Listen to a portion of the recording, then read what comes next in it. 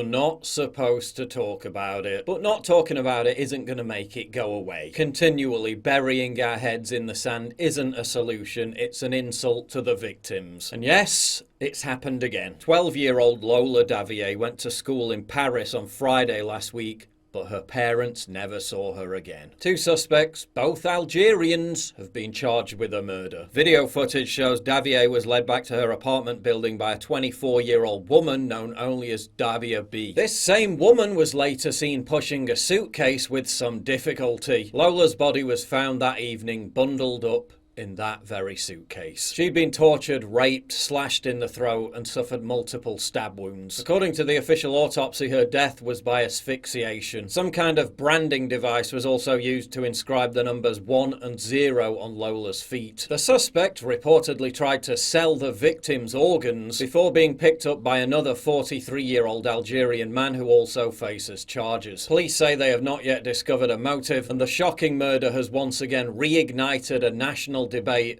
about the benefits and pitfalls of mass immigration. Another clandestine assassin said Marion Maréchal, "It's going crazy. As long as they continue to think that mass immigration is an opportunity for France, the tragedies will multiply." Marine Le Pen said the murder was a textbook case on the uncontrolled nature of illegal immigration in our country. The debate must open, finally, she added. Eric Zemmour tweeted, "Of Algerian nationality and in an irregular situation," meaning illegal immigrant, "it's official, the assassin of Lola should never have crossed her path once again." French President Emmanuel Macron's wife, Brigitte Macron, commented publicly on the incident, calling it an absolutely abominable and intolerable tragedy. Other public officials are reportedly asserting that Lola's parents, quote, "don't want political conclusions to be made from the case." Really?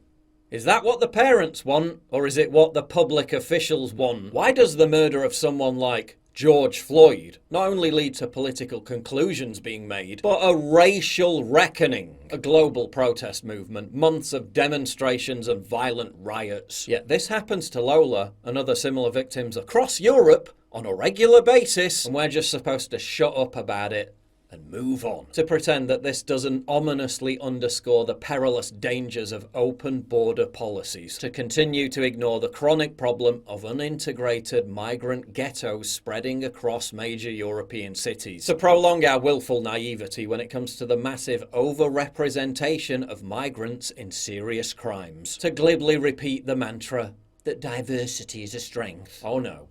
You're not supposed to talk about it. Let's take a quick pause there and we'll be right back. Lord Watson? That has a nice ring to it, doesn't it? Well, now it's a reality. Yes, it's now official. I am now a lord. I own land in Scotland, and you could too. With established titles, you can take advantage of the Scottish custom where landowners are referred to as lords or ladies. You can even change your name to lord or lady and get it on your plane tickets or credit cards. Need a last-minute table at that restaurant, but it's fully booked? Tell them you're called lord or lady, and you just might find they can accommodate you. Put it on your dating profile and watch your matches explode. Your certificate features a unique plot number with which you can see the exact location of your land. Title packs give you at least 1 square foot of dedicated land on a private estate in Edelston, Scotland. But it gets better. Established titles are committed to planting at least 1 tree for every order placed. So by buying a title pack, you're directly helping a genuine environmental cause, reforestation, supporting the fantastic work of One Tree Planted and Trees for the Future partner charity groups. With Christmas not far away, this also makes a great original gift.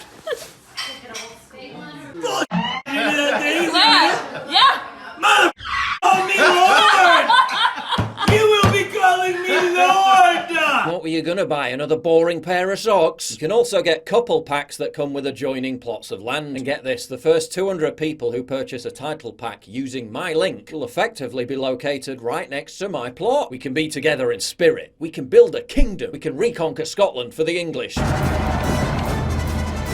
Alright, maybe I'm taking it a bit too far. Established Titles is running a massive sale right now. Plus, if you use the code PJW, you get an additional 10% off. Go to establishedtitles.com/PJW to get your gifts now. And remember, by supporting my sponsors, you support me directly. Now back to the video. As is now standard, authorities were swift to blame the gruesome murder on the suspect suffering, quote, psychiatric problems. Without asking why the people Europe is importing from the Middle East and North Africa seem to be particularly more prone to such problems than immigrants arriving in France from, say, Germany, America or England. When I tweeted about this story, the usual denialist industry leapt into action. Every 68 seconds someone is sexually assaulted. You want to talk about those? What? Yeah, someone having their arse grabbed in public isn't nice. But it hardly compares to a little girl being raped, tortured and having her throat slit and then bundled in a suitcase, does it? I'm racist, that's all you have to say. Oh well, guess it doesn't matter then. All the people in that Twitter thread who want to divert from the horror of the story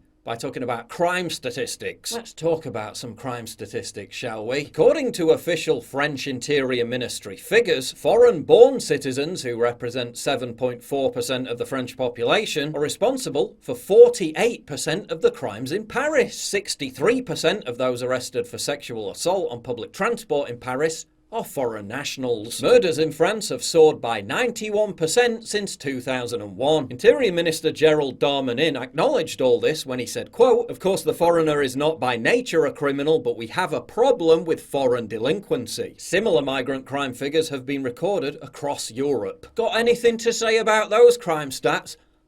Oh, I can't hear you. What's the problem? Cat got your tongue? No, you're not supposed to talk about it. This is around 700 reports of rape worldwide every day. Out of those 700 every day, this is the one you think deserves worldwide attention? Yeah.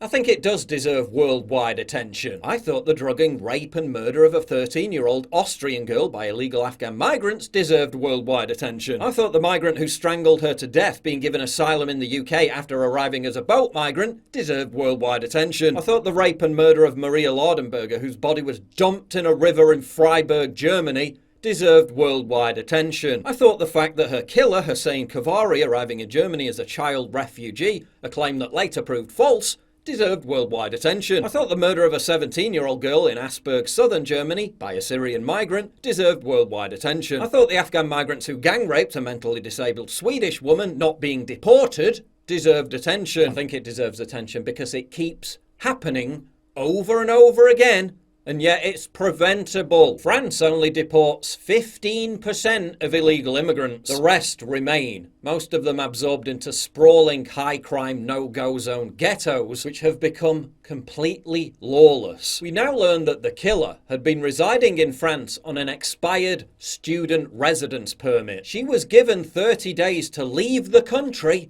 2 months ago. She was detained by border police at a French airport on August the 21st. Why didn't they deport her there and then? It was only in August that French authorities stopped banning unvaccinated people from entering the country. Yet they allow this monster to remain and commit her unspeakable crime. If they'd have just enforced the law, Lola would be with us right now. And this dangerous psychopath would have been sent back to where she came from. But you're not supposed to talk about it. Despite such tragedies becoming commonplace, France's bizarre experiment with mass migration continues apace. Polls show 62% of French people want a referendum on mass immigration, as the former head of French intelligence warned that there were over 1,500 lawless neighbourhoods on French territory. The recently retired head of the Paris Police Department, Didier Lallement, went further. He says that as a result of general societal breakdown, crime and mass migration, quote, "the social convulsions will be intense and destructive.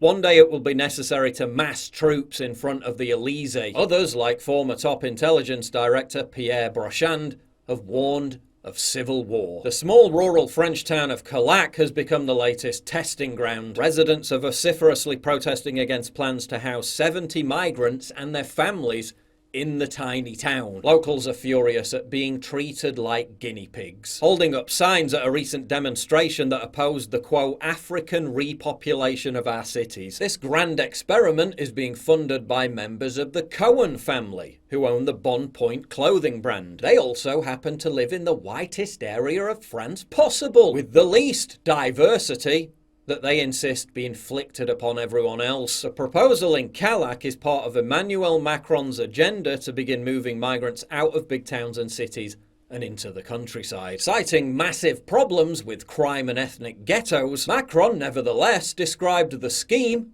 as a, quote, "opportunity." The downsides, well, you're not supposed to talk about it.